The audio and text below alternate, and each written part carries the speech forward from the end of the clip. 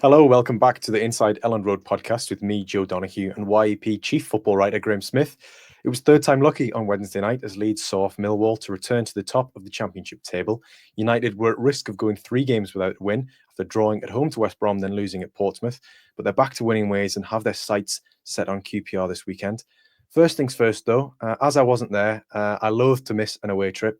How was your journey and your stay on the south coast at the weekend, Graham? Journey was fine. Quite a few changes. Doncaster, King's Cross, Waterloo, Portsmouth. Quite liked Portsmouth. It was all right.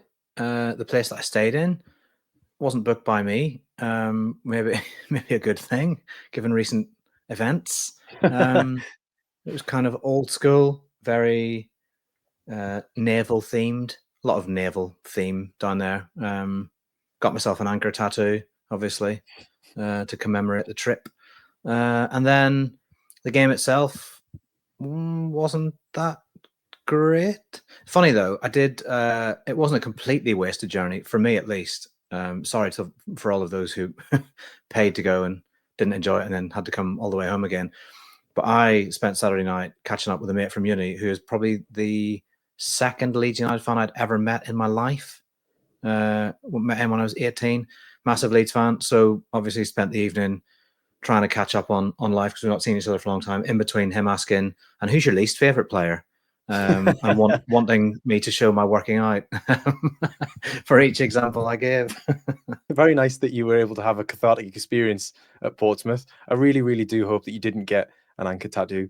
But maybe maybe there's a theme here that you're just staying at themed Airbnbs and hotels. So we've had the Harry Potter theme outside Watford's very own Harry Potter world. We've had the naval theme outside Portsmouth's Fratton Park.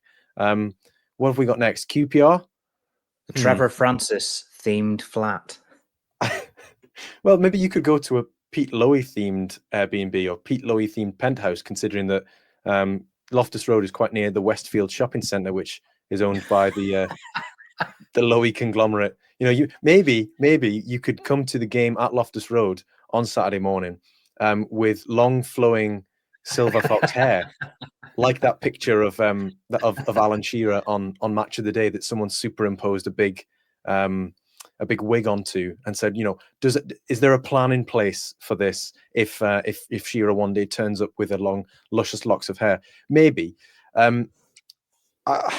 We don't want to spend too much time on the actual Portsmouth game because, of course, Leeds have played since then and won, more importantly, against Millwall. But what were your takeaways from the game at Fratton Park?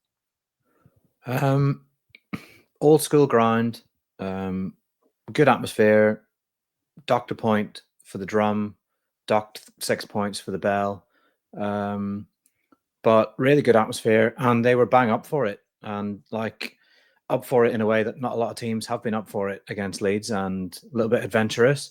And I always remember Martin Allen, very, very old school manager, saying, it's all very well, sorry, people wanting us to play and pass the ball around, but you need to earn the right to play. And it never held that much truck with me because then I watched Bielsa's Leeds, obviously, and what they did. But if ever there was an example of a team earning the right to play, this was it, because Pompey, they just won their battles. They won their duels. They were physical. Brendan Aaronson got monstered in aerial battles throughout and just generally in battles throughout on the ground as well. And having won all those battles and really put Leeds under the cosh, they pressed Leeds really intensely, made life really difficult for them, stopped them building anything of note to begin with, at least. And having done all that, it gave them the confidence to then get the ball down and start to pass it around. And I was really impressed with them, I have to say. No matter how you look at that game, right?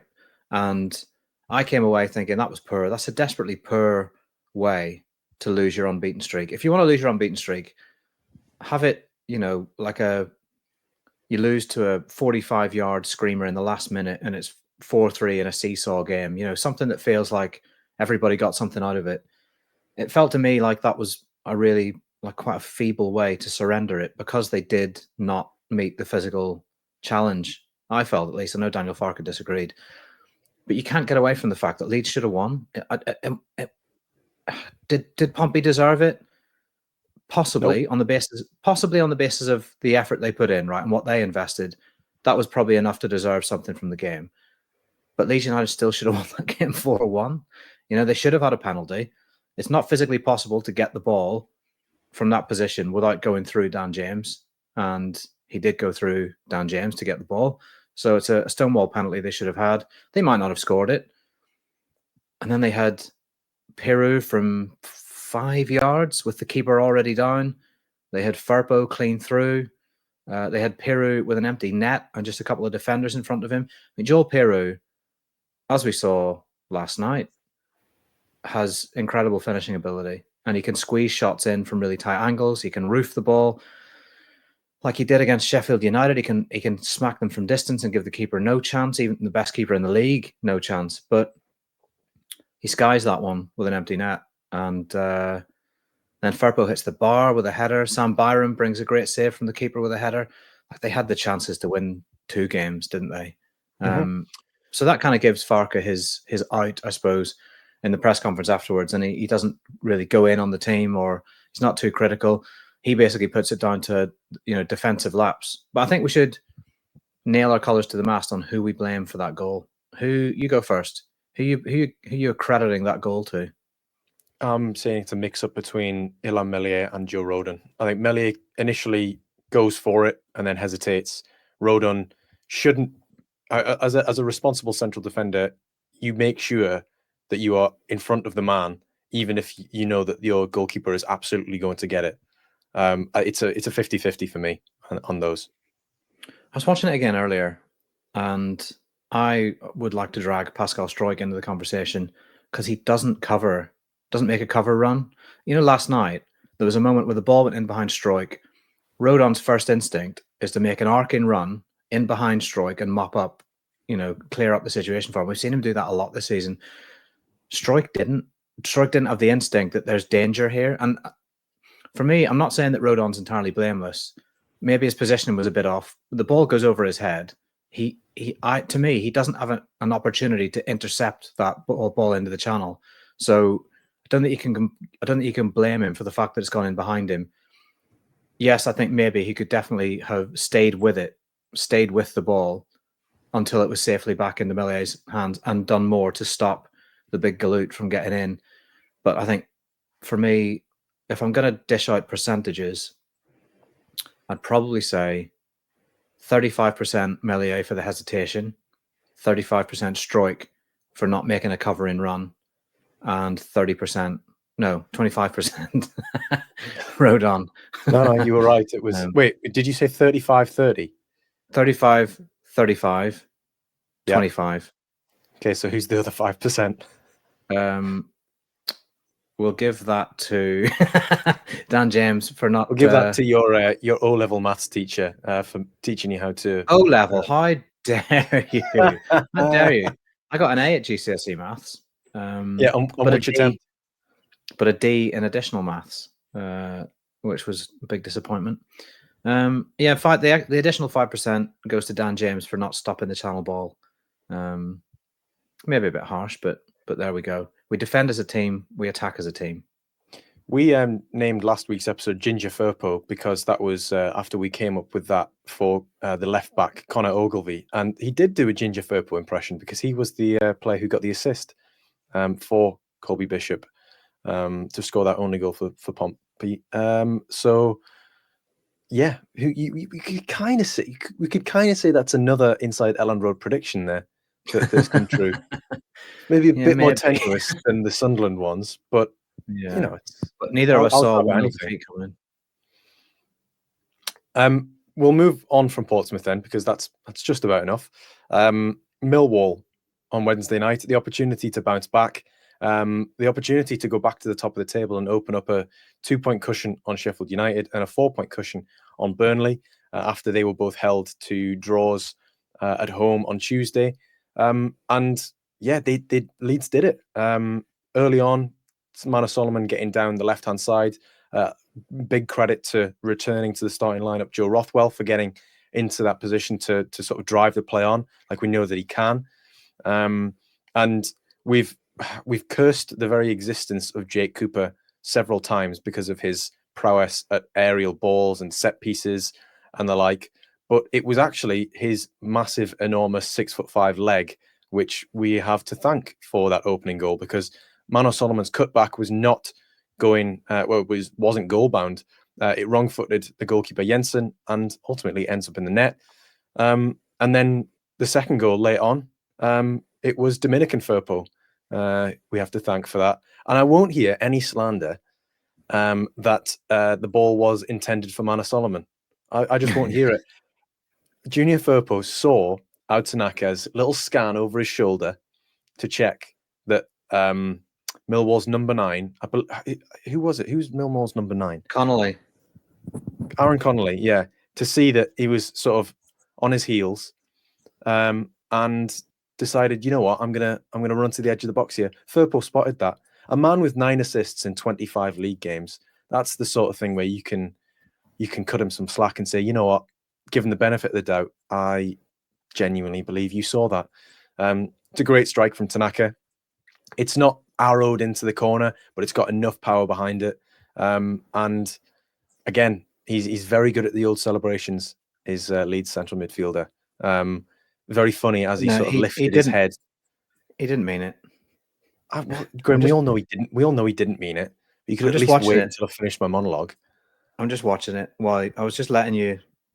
I was giving you enough rope, but yeah, he plays the ball slightly before Tanaka starts the run, and I don't think he could have seen Tanaka. But if he wants to tell us with a straight face that he meant it, we'll accept it. He's earned that. We'll give him that one because he's given plenty this season. I think he'd be too honest to be honest with you. What did you make of Tanaka's celebration? My favorite part was that he sort of, as he was mobbed by his teammates, the pylon landed with him on the byline, which must have been freshly painted, because as he lifted his head up, one side of his face was covered in white paint, which I thought was quite funny. Probably because particularly because he probably didn't know that it was. But again, great strike. Yeah, really lovely strike. He has the ability to hit a ball very, very hard with not a lot of backlift. But for this one, he helped himself to a run up. I think the impressive thing for me was he controlled the power of the strike. So he didn't send it way over the bar, which a lot of players would do in that situation. You know, they just go for a great big old whack at it. But players like Tanaka and myself just kind of control that. You know, you've got the power, but you don't need to show all of it.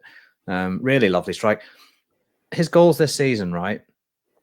Screamer at Hull, bit of a curling screamer, dipping into the top corner from the edge of the area. That lovely little jumping flick. Do you remember? It jumped almost like a jumping back heel. He like caressed it off the inside of his boot. Yeah. It was the little spin, superb. Where was his third goal? It was the screamer at Bramall Lane. Oh, the header at Sheffield United. Yeah, fantastic header. So he scored 4 fantastic goals. When you score goals of that quality, they should almost count double. They should have an asterisk, and they should count double. So Leeds should have won that game 3-0. Okay, I'm not sure you'll get that through IFAB or FIFA. I'm pretty sure Arsene Wenger would. I'm going to get onto Arsene Wenger, and he's going to promote the idea for me. That's what you'd open with if you had Arsene Wenger's phone number. Because I mean, we're dealing purely in hypotheticals here. I know you're well connected, Graham, but you don't have Wenger's number. I could get his number. I actually think you could. I think the degree of separation is one person, but I won't say who that person is. Actually, you know what I'm going to say about this Junior Firpo assist? Sorry to go back to it. No, I'm a rubbish. Sorry. I'd love to discuss this. Junior Firpo's in a position inside the penalty area to make that pass. He is always there. There are many, many players who wouldn't have the composure to be inside the penalty area or just outside it and making that cutback because they don't have the ability to burst into those spaces. He's done it consistently throughout his career. So, I'm giving, even if he didn't mean the cutback for Tanaka, I'm giving him if we're talking percentage points again, I'm giving him 80% credit. Yeah. It's a really lovely move. And for me, one of the really impressive things about it, before we get back onto your boy Firpo, is that Rothwell has just skipped the ball around and over a Millwall player and slid it down the touchline to Firpo a couple of minutes prior, maybe a minute prior, instantly raised his hand to the bench. 10 minutes before this, he's told the bench his knee's getting stiffer and stiffer. He's put his hand in the air. He's waving at Farke saying, no, I'm done. But the play goes on. So he goes on. He runs across through midfield, picks up the ball sort of slightly right of centre, turns and sprays it left to Solomon. And he keeps the move alive. He didn't sit down because his knee was stiff and sore and he needed to come off. He stayed alive to it and essentially on one leg goes and plays a pass that then leads to this really lovely move. And then the difficulty in defending Firpo is that if you don't slide in and commit to blocking the pass across the front of the defense between the keeper and the back line, he'll put it there. He's shown so many times he's got that ball in his locker. He's really good at crossing the ball low with a trajectory that means it's going to be an own goal or someone's going to score at the back post. And if you don't block that, he'll put that ball there. But if you do commit and block it, he'll jink back inside you and you'll be sent for jelly deals. And then he'll cut the ball back to Solomon or wink Tanaka. Yeah. I think in terms of what it means for the championship table, moving on to 79 points with 9 games remaining, there are 27 still to play for, which means that Leeds can finish on 106 points, which would be the championship record or the joint championship record with Reading. They're not going to do that. I think it's fair to say. It's very unlikely that they're going to do that. But if we look at what else happened this week, if we could give a little bit of time to Sheffield United and to Burnley, there was a little bit of I've seen some videos of Jack Robinson doing some sort of WWE finishing move on one of the Bristol City players. Sheffield United conceding a late goal. We've spoken about this, how when you lead a game 1-0, or rather when you lead games 1-0 for so long and by 1-goal margins, ultimately at some point, you're going to draw matches which you probably deserve to win. Burnley as well. We've probably said that more about Burnley. Yes, they conceded a very, very good free kick from John Swift at West Brom. They got back into it through a very significant helping hand from the West Brom goalkeeper, Joe Wildsmith, but they couldn't find a winner against the Baggies. And then at the end, CJ Egan-Riley lashing out and appearing to kick Will Lancashire, Scott Parker then being sent off for his protests. I don't want to suggest that there are maybe some heads being lost, but there was something about Leeds' performance against Millwall which was controlled. It was measured. There was no desperation about it, or at least it didn't feel like desperation. It felt very professional, workmanlike, not feeling the pressure of, okay, we haven't won in the last 2. We've been caught up by the 2 teams around us. It was very much business as usual.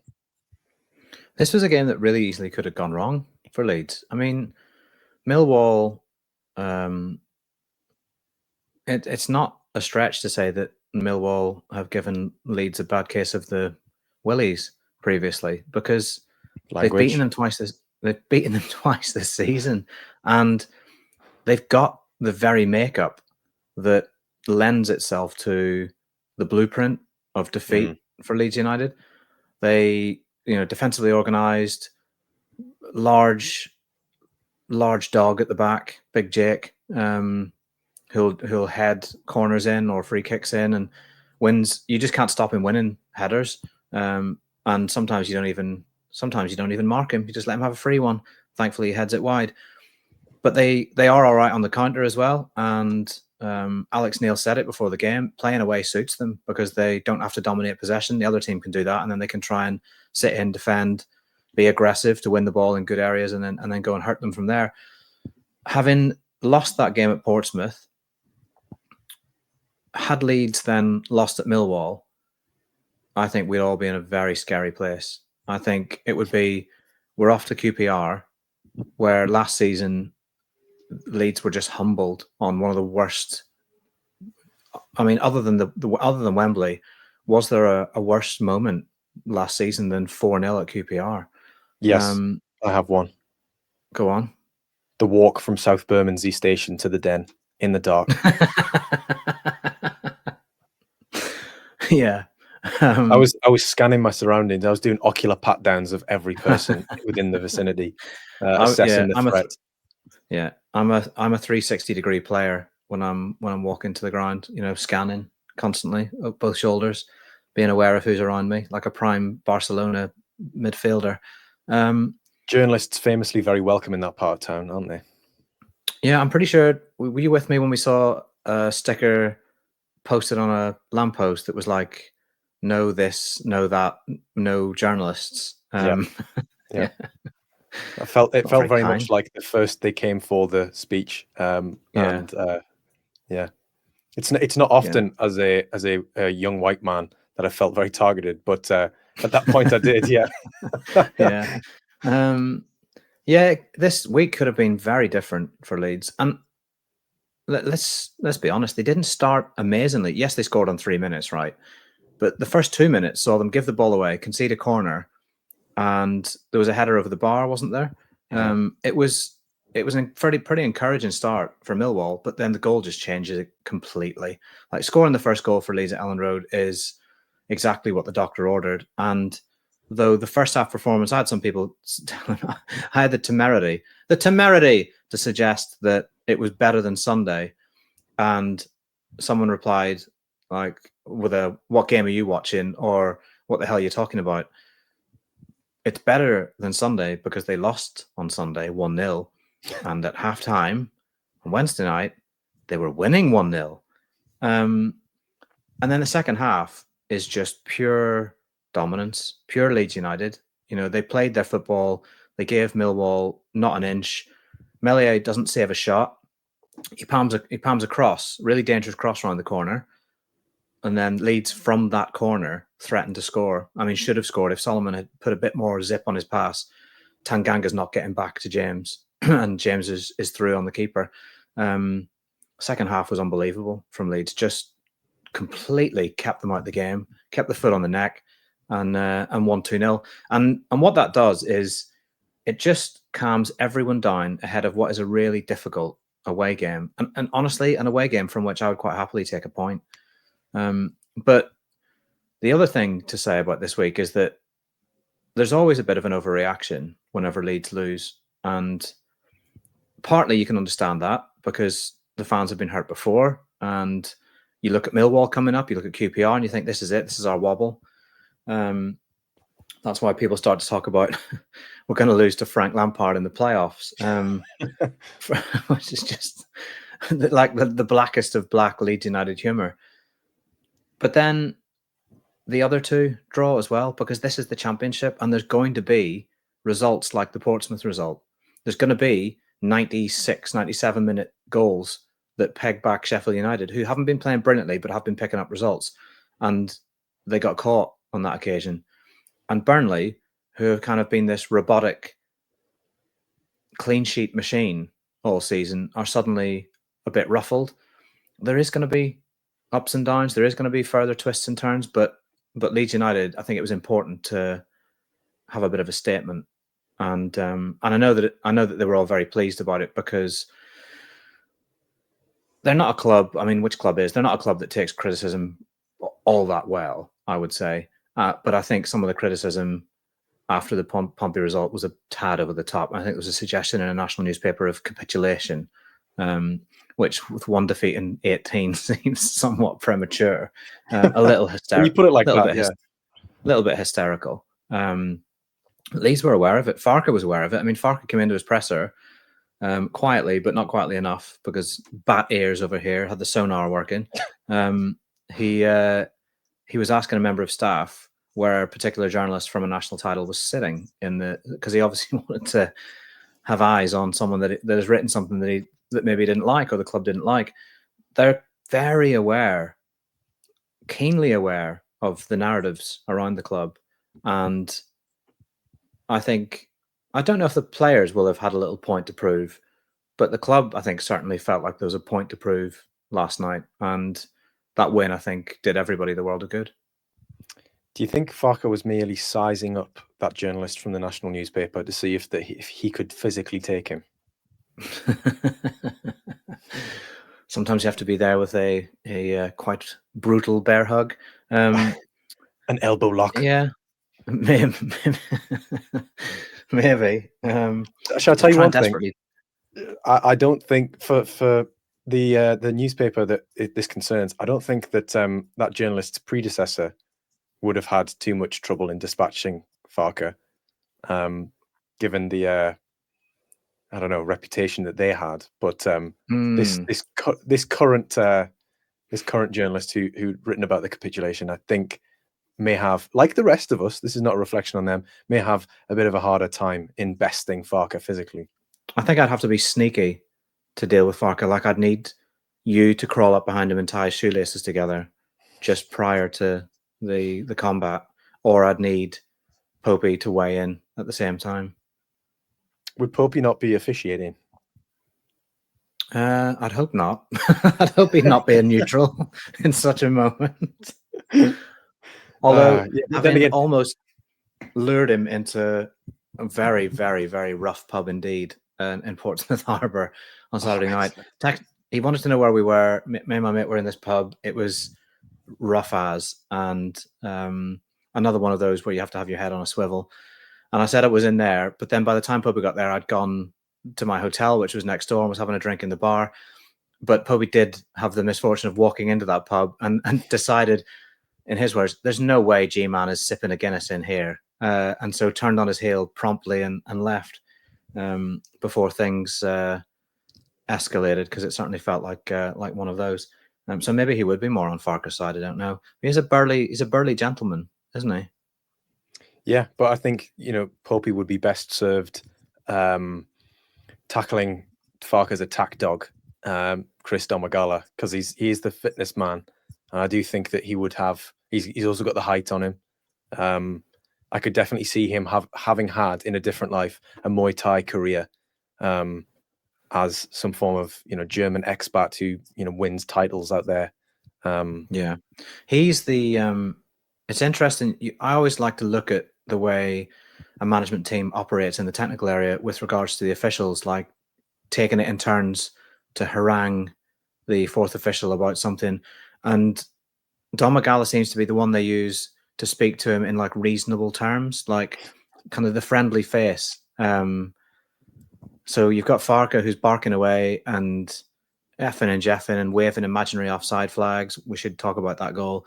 And then you've got Domagala who, sits a couple of minutes later, is politely inquiring as to maybe if the officials should have a long, hard look at themselves after that, because he's not mad, he's just disappointed. Are you saying that there's some sort of the Leeds United backroom staff are employing some sort of tactic which you could describe as guter Polizist, böser Polizist, which yes, for the linguists, absolutely. For the linguists among you will know as the familiar good cop, bad cop phrase, like Mark Wahlberg and Will Ferrell in The Other Guys. That would be the closest representation of that. We should talk about the goal that was ruled out, the goal that never was. Actually, we should give it. So we'll say 4-0. Where's the other? Well, as in, so double points for Tanaka's goal and Piru's goal counts because Brendan Aaronson's backside cannot possibly be offside. He hasn't got the backside to be offside, so I'm not having that. They were just baggy shorts, ref. I agree with Farker. And look, the Lino's got a difficult job. A lot more difficult than the job that he got wrong at Coventry. I can't believe Farker's rant. Farker was, I'm able to be relaxed about it because we've won the game. However, and then a 5-minute rant about this particular Lino and how he's had back-to-back Leeds games, in his back-to-back Leeds games, he's made 2 offside calls and can't wait to get his flag up to be in the spotlight.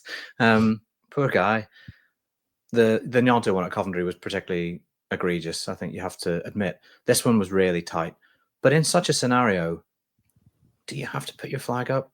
Or do you have to say, I can't be absolutely certain he's offside. And there's no way he could have been certain. Not a chance he was certain. Give the benefit of the doubt to the little man trying to make magic happen and let the fans enjoy some magic.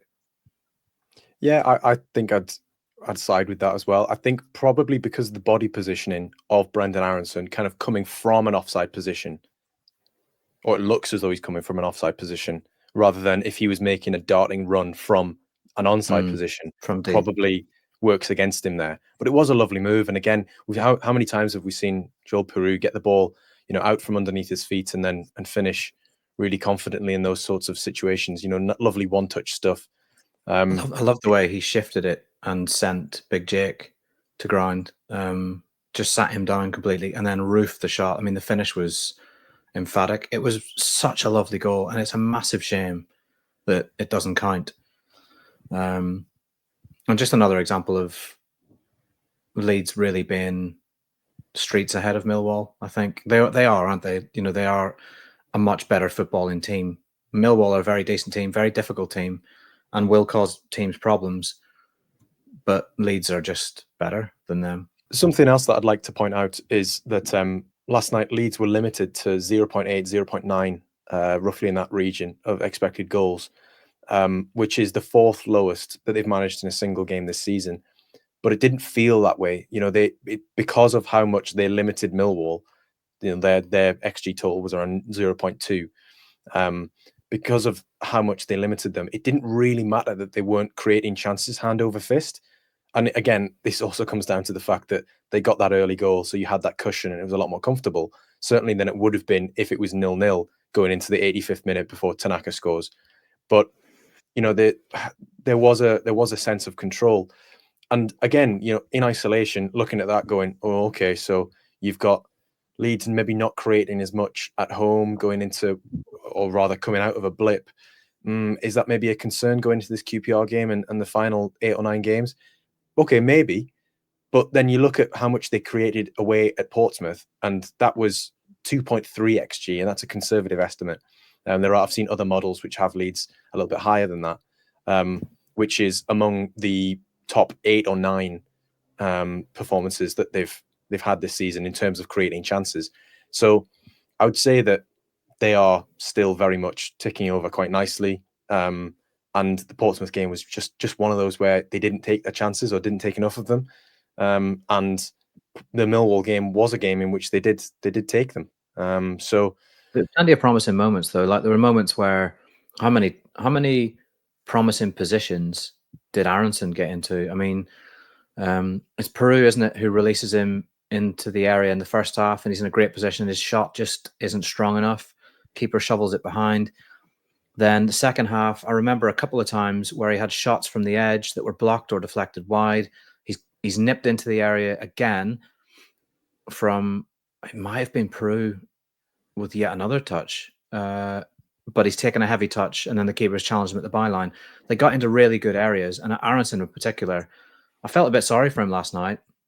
He was improved, definitely, from the Portsmouth game where he was an empty shirt at Portsmouth, and he was so much better than that against Millwall because he really took the game to them, I thought, in possession, played some nice stuff, but he just had no luck or no composure in and around the area when it came time to pull the trigger. He needs a goal so badly, doesn't he? For me, he either needs a goal and then an international break just to put his feet up and smile for a bit because he's got a goal under his belt, or he needs to sit down at QPR and just have a rest. He's played he started every single game bar the first 2 of the season. That's 37 starts consecutively, and he's had, as Farke said, a poorer spell. I mean, Farke felt that last night was him coming out the poorer spell, so maybe he's got a bit of momentum and he gets something going at QPR, but I don't know. I just feel like he deserves a break. It's not so much that he needs it. He's put in an absolute shift. He's had quite a lot of stress and pressure on his shoulders in recent weeks. Maybe he just needs to watch football for a bit. Yeah, that's one of the things that football players do absolutely love is watching the game and not playing it From the bench. Yeah, specifically from the bench. I think Farke has noticed that in recent weeks, though. He played 77 minutes against Sunderland. I mean, this is a player who plays 90 week in, week out. 77 against Sunderland, 57 against Sheffield United, 71 against West Brom, and 67 against Portsmouth in those 4 consecutive matches. Again, there could be a sort of workload management angle to that, but how many times have we heard Farke talk about how Brendan Aaronson could play a second 90 minutes immediately afterwards, like when you're 5 or 7 aside, and the team that are playing on the pitch after you, the opposition haven't turned up, and they're like, "Do you fancy a free game?" And it's always like, "Yeah, I'll go for it." I mean, maybe not again at your age, Graham. You do have to worry about the strain on your body, but a young nipper like myself, you can just play two 5-a-side games back to back. Aaronson is like that. He was back to 90 minutes last night. But there is something, and I do plan on writing this later this week or maybe next week about Aaronson's output. And the only thing that I do have a little bit of a concern about is that in the first half of the season, Aaronson's creativity was up there with the highest in the league, even if he wasn't getting the assists. The first 19 games of this season, which, given that they've played 37 now, is roughly the halfway point. First 19 games, he'd created just shy of 3 expected assists, which is pretty good. In the last 18 games, that's halved to 1.4. And even more so, in the last 11 games, he's only created 0.4 in terms of expected assists. So his creativity output is on the wane ever so slightly. I don't know whether that's fatigue, whether that's confidence related, but there is a noticeable downturn in that. I agree with you. I think maybe a little bit of time out of the team would be good for him. Maybe a little bit of time away from football would be good for him. So, I mean, that brings us on nicely to the international call-ups or the omissions. Mauricio Pochettino's told Aaronson that he's going to have to wait until June for the next call-up. He said that there are a lot of players in his position, and that is the reason that he's not been called up by the United States men's national team this time around. Which, it's not as though they're friendlies either. I think it's a CONCACAF Nations League semi-final against Panama, and then provided that they win that, which they should be expected to, it's a final against Canada or Mexico. So you want your best players for that. You want your players in form for that. So him not to be called up to the squad, yes, I know Pochettino will say it's because we want to take a look at different players. But how often does, I don't know, the England manager say that about Harry Kane? Or we just want to have a look at different players in his position. It just doesn't happen, does it? No, and he is a confidence player. I mean, he said himself he can be very, very hard on himself. And I think sometimes a player like that needs saving from himself and not flogging. I think Farke's taken him off quite a few times in recent games because he's not been effective. And you could see that he wasn't going to score a goal or make something happen, so they've taken him off. I also think you always have to recognise that Farke loves what Aaronson does off the ball. Yeah. And how he presses and how he chases and harries. And when he does get on the ball in maybe not the final third, but in and around halfway or whatever, he can link the play quite well. And he buzzes around trying to make Leeds flow. But yeah, I just think would it hurt him to be sitting down for QPR and let someone else? I guess the other thing is then who comes in and what do they do? And we should talk about Rothwell, because there is this big why isn't Rothwell playing away games thing that's kind of kicked up, and Gruev's come in for those because Farke wants legs and defensive steel. And Farke did address that last night. It's another thing that he's obviously aware of. He said that there's no chance Rothwell can play 3 games, 3 starts in 6 days. We know that last night his knee was feeling stiff about 10 minutes prior to him coming off, so he'll be in the ice bath until QPR, and they'll see. Wouldn't surprise me if Gruev started, because Farke does seem to prefer to have that. And it was quite telling that he said, when you have Tanaka and Rothwell, our number 10 has to do a bit more running, whereas in any other team, it's normally the other way around, that the 2 6s do the running of the number 10, because it'll be a number 10 who says, give me the ball and then I'm involved. But if we don't have the ball, I'm not particularly contributing. Whereas at Leeds, Aaronson has to do a lot of running because he's got Joe Rothwell and Tanaka behind him. It's an interesting one, isn't it? I mean, if he can't play 3 games in 6 days, then he can't play 3 games in 6 days. And you have to rotate. You have to keep him fresh and look after him. And he hasn't played a lot of football up until this season. So maybe his body is feeling it right now. But I just wish that it wasn't the case, because I'd much rather have him in the team for the offensive abilities that he brings. Yeah. Let's move on then. We've had confirmation now that Angus Kinnear, the chief executive of Leeds, will be leaving at the end of the season. Peter McCormick, who has previous roles with the Premier League, is coming in, or has come in some capacity. Graham, can you tell us a little bit more about that? What the lay of the land is with the chief executive position at Leeds, and whether there'll be a replacement directly for Angus? I suspect there probably will be, but they're in a position where they feel like they've got time to really review the structure and what they want it to look like before they make a decision on whether or not to replace directly. McCormick is more of an advisor, more of a conciliary. He'll be stood at Parag Marathi's shoulder, whispering conspiratorially into his ear as Parag's enemies gather to meet around the table. He's obviously vastly experienced, legal background, Leeds United background as well, has been a director, has been a chair of the FA and a chair of the Premier League, and been on numerous panels, has expertise in FFP and owner and directors tests, things like that.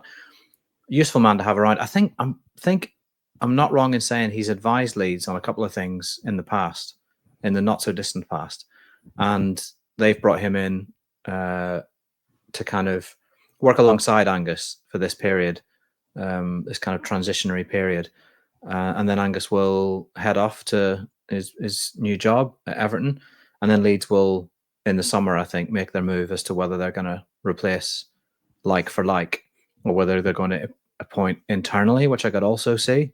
Yeah, I mean, it's not all that exciting, is it, for fans? The CEO type stuff.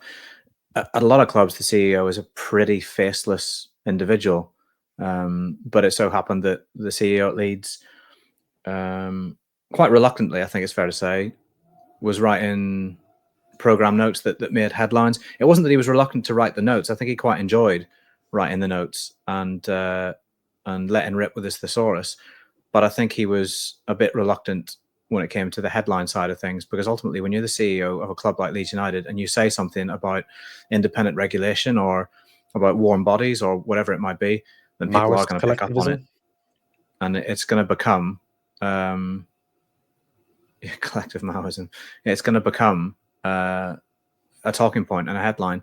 And then he's had his kind of media, you wouldn't call it obligations, but media duties, which have been curtailed, I think, in recent years, to just restricting it to speaking to the square ball and not to any of the rest of us.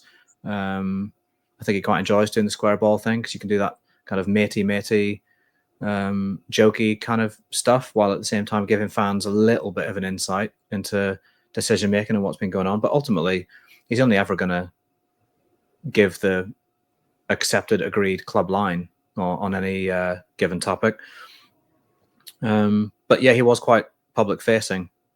Maybe that's something that Everton liked, and they wanted to bring to their club.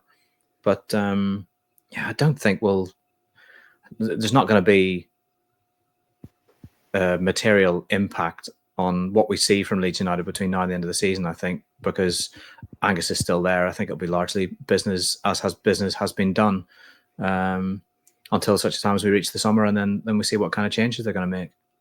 So what you're saying is that if Leeds fail to go up automatically, we shouldn't be making McCormick out signs to bring to Ellen Road. Jonah. Yeah, we should definitely throw him overboard to be swallowed by a whale if Leeds United don't go up, because everything was going fine, Peter, until your name was mentioned. Yeah. What's that song from South Park?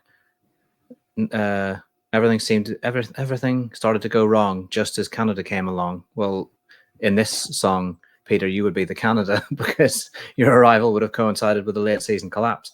But that's not going to happen, Joe. That's not going to happen. It's not going to happen. Yeah, you're right.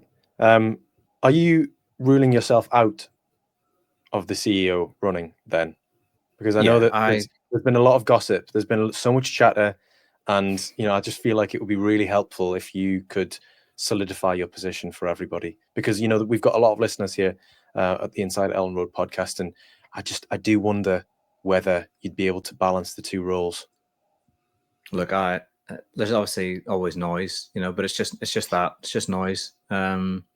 We've got a job to do, and that's all I'm focused on. It's just the next episode, making sure that's the best episode it can be, and giving these listeners what they deserve, because they've been great all season. Yeah. We're going to give the listeners a little bit more, but after Daniel Farke has spoken this afternoon. So we'll be back for part 2 of this week's Inside Ellen Road podcast very shortly. Okay, we're back for part 2 of the Inside Ellen Road podcast this week. We've just had Daniel Farke's press conference. Graham, what is the team news? There's no injuries, no fresh injuries, which is very good news. But I think rotation is going to happen. I think he'll change 1 or 2 positions because he's talking about making very, very late decisions on the start in 11, possibly even not deciding it until Saturday morning, which is very late when you're playing at 12:30, is it? So he's got to decide at some point before they get to the stadium. And he didn't kind of go into specifics on that, but you'd think that if Rothwell came off with a stiff knee, he's one of those that'll be a late decision. Manor Solomon, you maybe wonder if he's looked tired a little bit in recent games. Dan James absolutely went flat out, didn't he? He properly emptied the tank. So maybe I'll freshen it up a little bit. But in the squad, the wider squad, Isaac Schmidt is likely to be available to rejoin the travelling party. He was unwell, so he missed the Millwall game. The medical team had some concerns and did some tests and just said, look, there's no point having him in the squad for the game. So they didn't risk him. Not that I think he would have featured much anyway. What is the latest on Ethan Ampadu? Because there was a question about him and his rehabilitation from this latest injury. What can you tell us about Ampadu? He's got the balls out, Joe. Hey! Which is always great news for a footballer. Great news for a footballer when you can put the running gutties away and stick the boots on, get the balls out. He's working with Ruben Crespo at Thorpe Arch in rehab, but it's going well. And that is progression, really, isn't it? If you're starting to kick a ball again, I don't know if he's still simply doing straight line running or if he's twisting and turning yet. I think it's maybe a wee bit early for that. But the hope is that he returns to team training just after the international break. And Farke says he's not a player who needs too many sessions before he's available for games. So there's definitely hope. I mean, it's still one of those where it could go either way, couldn't it? But Farke's hope, at least, is that he could have Ampadu back for the last 5 or 6 games, which, if things are still in the balance at that point, they're probably going to be. I could see Leeds pulling ahead again of Burnley if they go on another little run. But I still think with 5 games to go, there'll still be a bit of jeopardy. What do we make of this weekend then, if we're looking at predictions and thinking about the top 3? So Burnley are going to Swansea. It is the Steel City derby for Sheffield United. They go into Hillsborough, and Leeds, of course, at Loftus Road in the early kickoff. I know it's a midday fixture. Leeds away in London, etc., etc. But what do we think the table could potentially look like at tea time on Sunday afternoon? I think Leeds United will draw.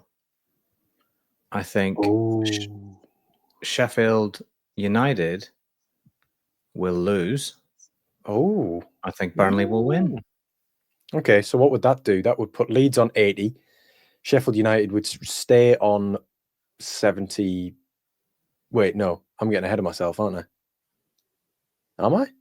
No, Leeds are on 79, and Sheffield United are on 77. Yes, I was right. Okay, I shouldn't doubt myself. 77. So they'd stay on 77, and Burnley would be on 78. 78. God, that's tight, isn't it? So 80, it'd be 78, 77. Leeds, Burnley, Blades, if my predictions come true. Yeah, that would be very interesting, particularly with fixtures coming up, and given that will be the final game before the international break. So a long time to sort of sit and look at the table if you are in third place at that point. There wasn't really much else to sort of add from Farke's press conference, was there? Whoa! What are your predictions, Sonny Jim? Well, I just, people don't tune in to hear my predictions. You're the chief football they do. writer. They do. They love you to be wrong. Go on. I think Leeds win.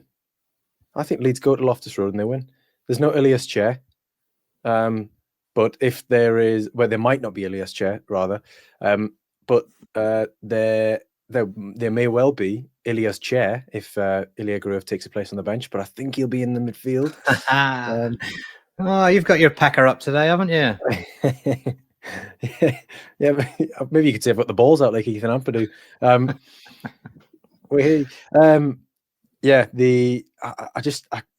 see it's a different kind of Leeds that are going there this time, and I do feel as though it's a different QPR as well. Like, don't get me wrong, they are better than they were this time last season, but they have lost 4 on the spin.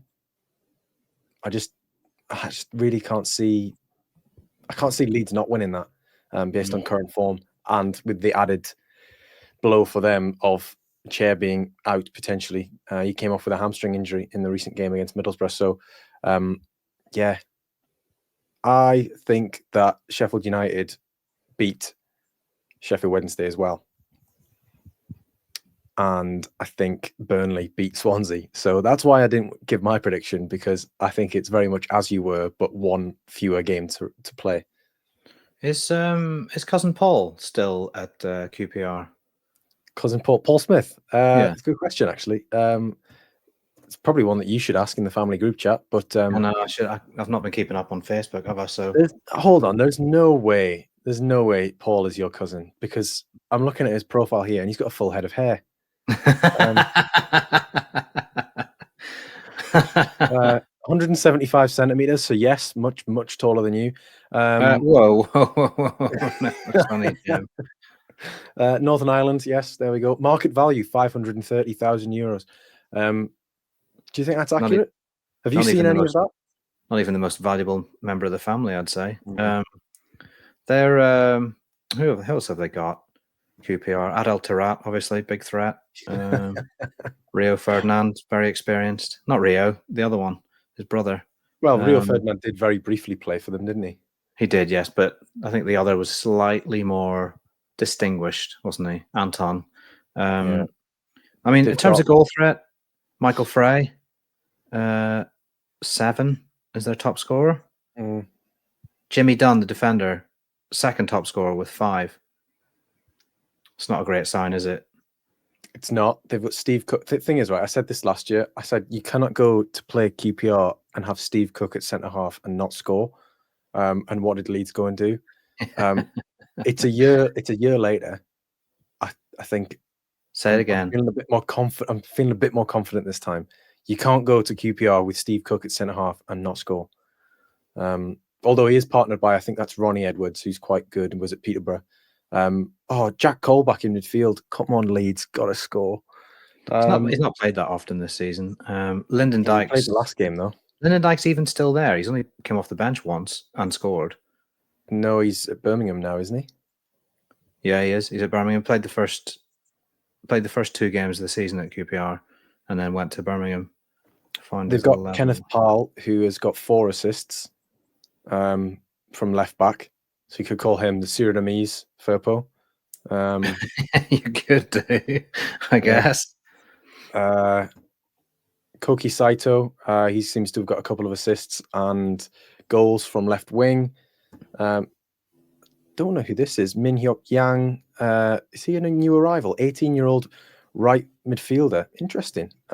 He is on loan from Spurs, where he only signed in January, so he's a bit of an unknown quantity.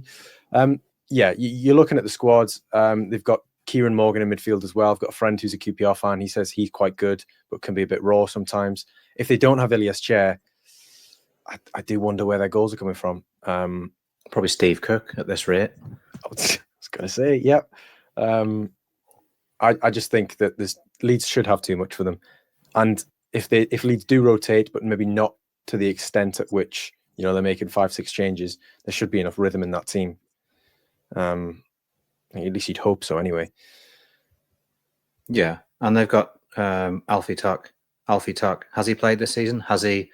No, he hasn't. Yeah, very good. Yeah, yeah. Right.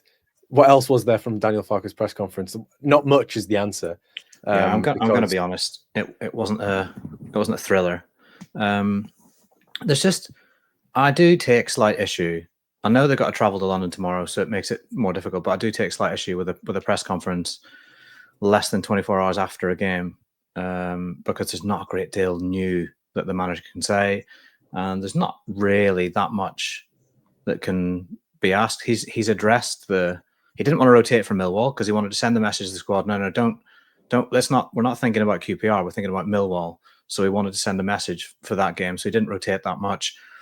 And he's talked about the midfield thing and about sometimes you need Gruev because Tanaka and Rothwell, when the wind's in your face and it's a difficult game with second balls and lots of transitions and it's scrappy, and then maybe it's not quite Rothwell and Tanaka's game. I thought Rothwell handled the physical side of the game very, very well against Millwall, it has to be said. Although Millwall it wasn't exactly a bombardment from Millwall. It was more just let's just stand here and get absolutely shellacked for the entire second half.